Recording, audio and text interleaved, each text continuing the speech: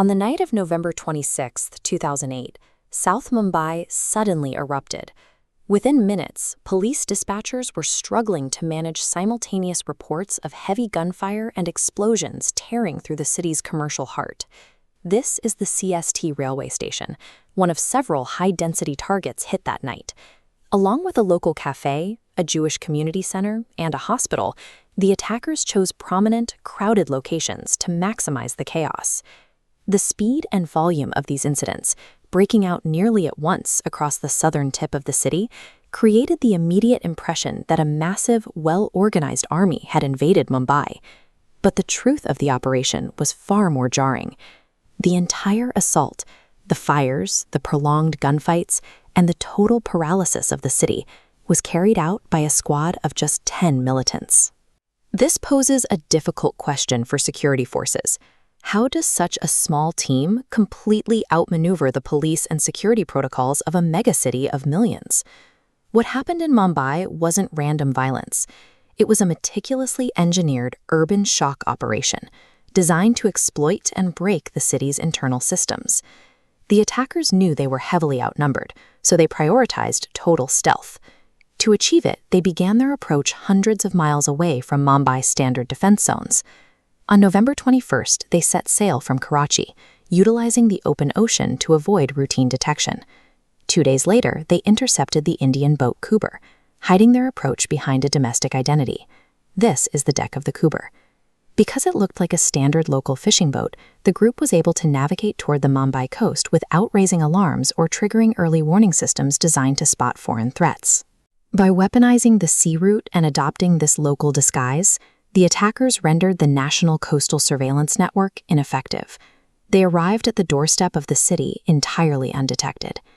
As they reached the Mumbai coastline, the attackers killed the captain and transferred into inflatable dinghies, moving silently through the water toward the city's edge. Between 8 and 9 p.m., they landed at Sassoon docks. In a cluttered harbor, small dinghies landing among local boats went completely unnoticed. The moment they reached land, the squad abandoned their single formation. They split into 1 team of 4 and 3 teams of 2, heading toward different destinations. This forced police to divide their attention across 4 separate, simultaneous crises. By acting as independent, decentralized nodes, a 10-man unit projected a massive destructive footprint, appearing as a much larger invading force. This decentralization was the key to the siege. It turned a vulnerable 10-man squad into a threat that responders were not prepared to contain. The first wave began around 9:20 p.m. They specifically targeted soft environments like cafes and transit hubs, ensuring high civilian density and immediate panic. This waterfront area is typical of the attack zones, open, accessible, and crowded. Gunfire broke out here at the Leopold Cafe and the Taj Hotel. The violence intensified around 10:30 p.m.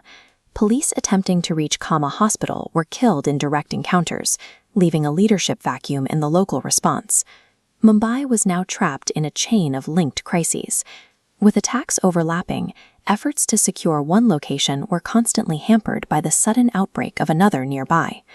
The attackers used the city's density to fortify themselves inside buildings. Smoke rising from a residential rooftop demonstrates how they embedded themselves to prolong combat. By weaponizing Mumbai's own layout, the operation turned routine urban infrastructure into a multi-front battlefield that favored the attackers' mobility.